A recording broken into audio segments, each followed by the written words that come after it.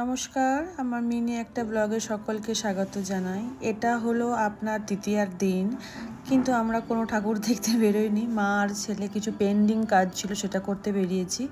আর ওইদিকে বাগুই মাকে নিয়ে গিয়েছিল, মানে শাশুড়ি মাকে নিয়ে গিয়েছিল বড় মার দর্শনে। তো বড় মার দর্শনে যখন যাবে তখন আমরা ভাবলাম যে আমার তাহলে এদিকের কাজটা করি, কারণ এই সময় খুব কম, একা হাতেই করতে হবে। সেই জন্য আমি বড় মার দিকে আর না গিয়ে এই কাজটা করলাম, কারণ এই কাজটা করাটাও ভীষণ জরুরি ছিল মায়ের জন্য কিছু সোলা সিঙ্গার নেওয়া, আমার কিছু ব্লাউজ করতে দেওয়া ছিল সেগুলো, দেন ফল কেনা, মিষ্টি কেনা। মায়েকে প্রতি বছরই একটি করে শাড়ি দিই বললে ভুল হবে, মা নিজেই নিয়ে নেয় হয়তো আমার কাছ থেকে, সেটা আনা। এগুলো না করলে হচ্ছিলই না একদম, কারণ তার তো ডিউটির এখন প্রচুর পরিমাণে চাপ। তো সেই ফাঁকেই ভাবলাম ছেলেকে নিয়ে যাই, ছেলেও একটু ঘুরে আসবে, কারণ ছেলেও আমার মতন ওই গঙ্গা প্রিয়। আমরা এখন একটু গঙ্গার ধারে বসবো, আর সাথে আমাদের লাইটিংটাও দেখা হয়ে যাচ্ছে।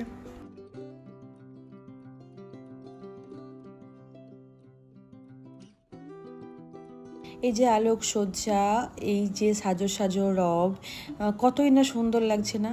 তবে মা দুর্গা যাওয়ার পর আমাদের আবার আসবে জগদ্ধাত্রী পুজো, আর এই পুরো যে আলোর লাইটিং, পুরো ব্যান্ডেল, চুচুড়া, চন্দননগর, এগুলো শহর পুরো ভেসে মানে সেজে উঠেছে আলোতে। আর এটা পুরো গঙ্গার ধার ধরে, মানে বলতে পারেন গঙ্গার চারিপাশেই হচ্ছে ঠাকুর এসেছে। এবং আমাদের এই একটি জায়গা আমার মনে হয় যে আমার বেসিক্যালি খুব ভালো লাগে, শান্ত, স্নিগ্ধ, ঝামেলা কম, চেঁচামেচি কম, একটা মানে এটা অনুভূতি বলার নয়, আমার নিজের ব্যক্তিগতভাবে খুব বেশি ভালো লাগে।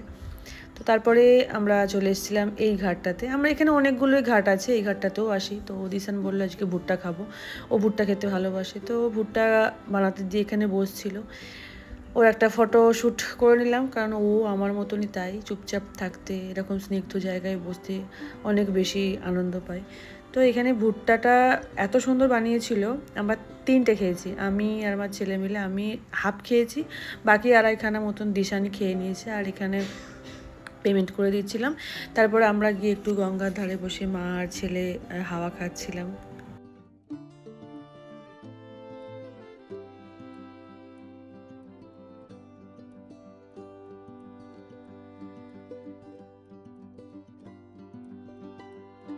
এখন তো পুজো চলছে, তাই এখন 4-5টা দিন টিউশন অফ আছে, তাই ওকে নিয়ে একটু বসতে পেরেছি বিনা ঝঞ্ঝটে। এবং বাড়িতে সন্ধেবাতি তো সে এসে দিয়ে ফেলবে, তার জন্যই আরও নিশ্চিন্ত হয়ে আমরা এখানে বসে সময়টা কাটাচ্ছিলাম। তারপর বাড়ি এসে নাড়ু বানাচ্ছিলাম, এটা ভগবানের জন্য বানিয়ে নিচ্ছিলাম আলাদাভাবে। ইন্ডাকশানে আমার একটু চাপ হয়ে যায়, গ্যাস ওভেনটা আর বার করিনি, ওই আস্তে আস্তে কমিয়ে দিয়ে করছিলাম। আর এটা হলো আমাদের মানবদের জন্য, মানে আমাদের জন্য। কি পুজো জমে বলুন তো? আপনাদেরও নিশ্চয়ই নাড়ু হয়েছে সবার বাড়িতে।